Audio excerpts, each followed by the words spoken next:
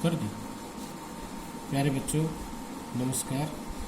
आज हम दूसरा चैप्टर शुरू करेंगे भिन्न एवं दशमलव। भिन्न के बारे में तुमने 6th क्लास में पढ़ा है, 5th में भी पढ़ा है। भिन्न क्या है? भिन्न है किसी वस्तु का भाग, हिस्सा, किसी वस्तु का भाग या हिस्सा। जैसे ये एक वस्तु है, अगर हम इसके भाग कर दें, कितने भाग कर दिए? 6 भाग कर दिए। और इस 6 में से अगर हम 3 भाग लेते हैं या 4 भाग लेते हैं, 3 भाग लेते हैं तो इसका मतलब है 3/6। 3/6 यानी काट दे 1/2, आधा हो गया। तो इस तरह से भिन्न क्या है? किसी वस्तु के भाग है। भिन्न 2 प्रकार की होती है। भिन्न कितने प्रकार की होती है? 2 प्रकार की होती है।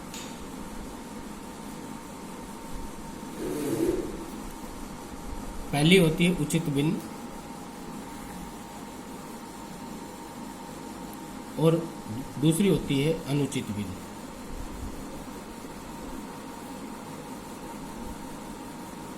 उचित भिन्न और अनुचित भिन्न। उचित भिन्न में क्या होगा? उचित भिन्न में अंश छोटा होगा किससे? हर से। और अनुचित भिन्न में क्या होगा? अंश बड़ा होगा हर से। अंश बड़ा होगा किससे? हर से। उचित भिन्न में अंश हर से छोटा होगा और अनुचित भिन्न में अंश है वो हर से बड़ा होगा। उचित भिन्न है वो 0 और 0 से बड़ी और 1 से छोटी होती है, और 1 से छोटी। और अनुचित भिन्न है वो 1 से बड़ी होगी, 1 से बड़ी। अनुचित भिन्न है वो 1 से बड़ी। अनुचित भिन्न को हम आगे मिश्रित भिन्न में बदलते हैं।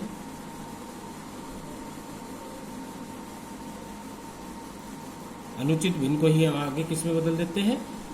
मिश्रित भिन्न में। पहले ये कहते थे कि 3 प्रकार की भिन्न होती है, लेकिन 3 प्रकार की नहीं होती है। एक्चुअल में उचित और अनुचित 2 प्रकार की भिन्न होती है। अनुचित भिन्न को लिखने का एक ढंग है मिश्रित भिन्न। जैसे कि अब इनमें है 2/5, इसमें अंश छोटा है, हर बड़ा है, तो ये कैसी होगी? उचित भिन्न। क्या होगी ये? उचित भिन्न। इसी प्रकार से अगर मैं 5/4 लिखूं, यहाँ 2 किससे छोटा? अंश छोटा था किससे? 5 से, यानी कि हर से छोटा था। यहाँ 5 बड़ा है किससे? 4 से, यानी कि अंश बड़ा है हर से, तो ये होगी अनुचित भिन्न। अनुचित भिन्न। इस अनुचित भिन्न को हम मिश्रित भिन्न में बदल देते हैं। इसको अगर हम इस तरह से लिख दें 1 सही 1/4, तो ये मिश्रित भिन्न का रूप होगा। इसका मिश्रित भिन्न का रूप होगा। सही बटे में लिख दिया इसको, तो क्या बन गई? मिश्रित भिन्न। 5/4। 5/4 को मिश्रित भिन्न में हम कैसे बदलते हैं? 5 को 4 से भाग करेंगे, डिवाइड करेंगे, 4 एकम 4, 1 बचा। 1 सही 1/4 कितना होगा? 1 सही, या ऐसे यहाँ से शुरू करेंगे, ऐसे जाएंगे, तो 1 सही 1/4। ये हो गई अनुचित भिन्न को मिश्रित भिन्न में लिखने का ढंग। अब बच्चों ये तो था तुम्हारा 6th क्लास का कि भिन्न कितने प्रकार की होती है, उचित और अनुचित भिन्न। उचित भिन्न कैसे पहचान कैसे करेंगे कि ये उचित है, ये अनुचित है? तो उसके लिए हमने देख लिया, अंश से हर से छोटा है तो वो उचित भिन्न होगी, अंश हर से बड़ा है तो वो अनुचित भिन्न होगी। उचित भिन्न है वो 0 से बड़ी होती है और 1 से छोटी होती है, और अनुचित भिन्न है वो 1 से बड़ी होगी। अनुचित भिन्न को ही हम मिश्रित भिन्न में लिखते हैं। तो अनुचित भिन्न और मिश्रित भिन्न एक ही है। उचित भिन्न को हम कई बार है सम भिन्न भी बोल देते हैं, अनुचित भिन्न को हम विषम भिन्न भी बोल देते हैं। तो ये था तुम्हारा 6ठी क्लास का। अब हम जो हमारे यहाँ 7th क्लास में है वो है भिन्नों का योग करना, भिन्नों को घटाना,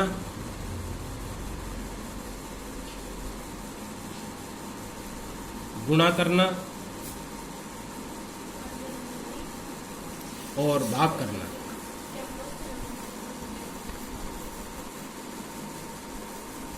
तो आज हम पढ़ेंगे भिन्नों को जोड़ करना, दो या दो से अधिक भिन्नों को का योग करना।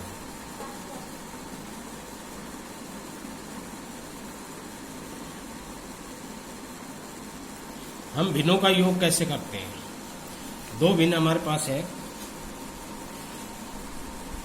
उदाहरण एग्जाम्पल लेते हैं। 4/5 में हमने जोड़ना है 3/8, 3/8। एक ये है भिन्न। दूसरी भिन्न है, हम ये लेते हैं 7/9 प्लस में 8/9। तीसरा प्रकार हम ये लेते हैं कि 7/9 प्लस में 13/18, 13/18। तो इनमें हम देखते हैं जब दोनों का हर बराबर हो, सबसे पहले हम ये लेते हैं जब दोनों भिन्नों का हर बराबर हो। दोनों भिन्नों का हर बराबर हो तो हमने क्या करना है? दोनों का हर बराबर हो तो बड़ा आसान है कि हम उनका एलसीएम लेंगे हरों का। तो एलसीएम वही संख्या आ जाएगी 9, और अंशों को जोड़ देंगे सिंपल। जैसे इसमें 7 और 8 है तो 7 और 8 को जोड़ दिया तो ये होगी 17/9। अगर दोनों संख्याओं का, दोनों भिन्नों का हर सेम है, दोनों का हर कैसा है? सेम है, तो दोनों का एलसीएम वही आ जाएगा और दोनों के अंशों को हम जोड़ देंगे। तो दोनों का अंशों का जोड़ है वो कितना होगा? 15/9। 7 और 8 का जोड़ कितना होता है? 15। 15 बटे कितना होगा? 9। 3 से काटेगा 3 या 9 और 3 पंजे 15, तो ये होगा 5/3। दूसरे में हम ये लेते हैं जब एक भिन्न का हर दूसरी की भिन्न के पहाड़े में आता हो। जैसे कि यहाँ तीसरा केस है, ये 9 है और ये 18 है। 9 और 18, 9 और 18, 18 9 के पहाड़े में आता है। तो ऐसे केस में जब एक भिन्न का हर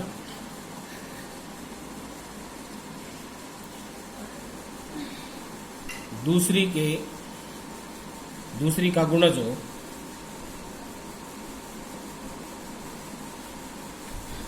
दूसरे के पहाड़े में आता है या दूसरे के गुणज में हो। जैसे कि 7/9 और 13/18 प्लस में है 13/18। तो 18 है 9 के पहाड़े में आता है। तो ऐसे में जब हम एलसीएम लेंगे तो वो बड़ी वाली संख्या आएगा। कौन सी आएगा? बड़ी वाली। तो 9 18, 18 9 का गुणज है तो 18 एलसीएम आ गया। 18 है 9 के पहाड़े में कितने पे आता है? 2 पे। तो इसके अंश को 2 से गुणा कर देंगे, यानी कि 7 को 2 से गुणा कर देंगे, और जिसका हर एलसीएम आया है उसके अंश को उसी तरह वैसा का वैसा लिख देंगे, सेम लिख देंगे। तो ये है 7 दूनी 14 प्लस में कितने हो गए? 13/18, यानी कि 27/18। ये इनका योग आ गया। तीसरा केस है जब दोनों भिन्नों का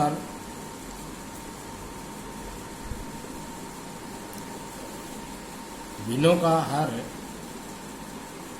सहअभाज्य संख्या हो।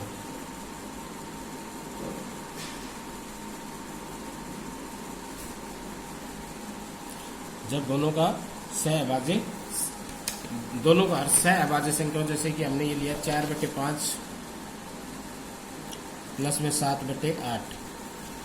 यहाँ 5 और 8 दोनों सहअभाज्य संख्या। सहअभाज्य संख्या कौन सी होती है? ऐसी दो संख्या जिनका HCF 1 हो, यानी कि जिनमें दोनों में कोई भी कॉमन फैक्टर ना हो, कोई भी सारो गुणनखंड ना हो।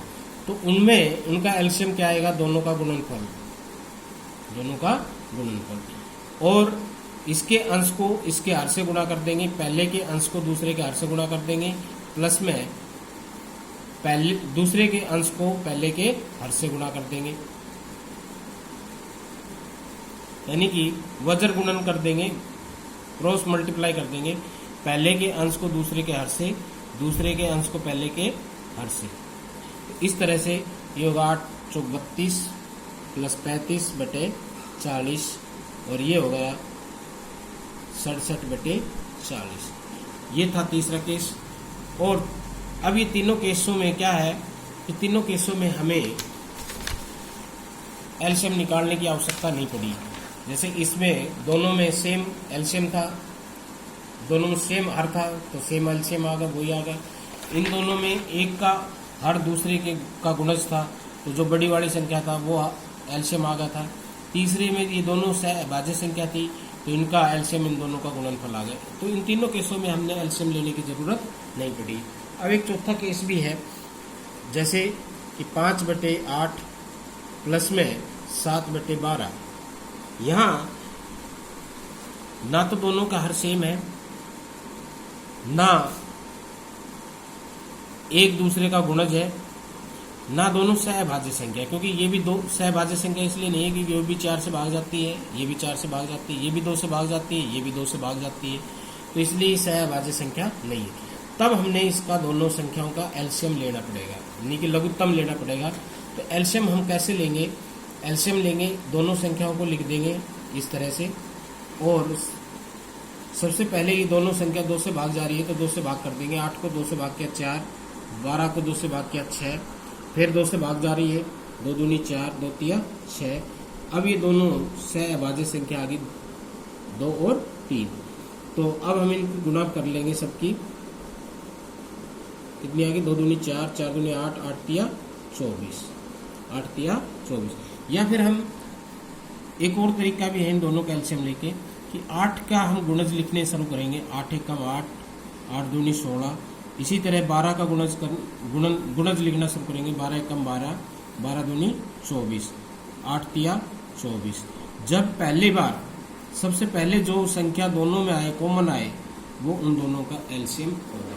जैसे 24 इसमें भी आ गया और इसके पाड़े में भी पहले आ गया। सबसे पहली जो संख्या आएगी दोनों के पाड़ों में वो उन दोनों की एलसीएम होगी। तो ये 24 इसमें भी आ गया 24, तो इन दोनों का एलसीएम कितना होगा? 24। अब क्या करेंगे? इसके अंश को किससे गुणा करेंगे? इसके अंश को 5 को किससे गुणा करेंगे?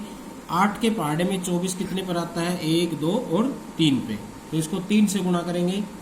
12 के पहाड़े में 24 कितने पर आता है? 1 और 2 पे, तो 7 को 2 से गुणा करेंगे। तो इस तरह से 5 तिया 15 प्लस में 7 दूनी 14 बटे 24, तो ये होगा 29 बटे 24। तो ये आंसर आ गया इसका। तो इस तरह से ये 4 एलसीएम लेने के 4 तरीके हैं कि 4 पॉसिबिलिटी हो सकती है। या तो दोनों के हर बराबर हो, या एक का हर दूसरे के गुणज हो, या दोनों सहभाज्य संख्या हो, और चौथा है कि ना दोनों के हर बराबर हो, ना एक दूसरे का गुणज हो, ना दोनों सहभाज्य संख्या हो। तो हमने एलसीएम लेने होंगे। और एलसीएम लेने के लिए हम या तो हम जो परंपरागत तरीका है ये इस तरह से हम निकाल सकते हैं एलसीएम।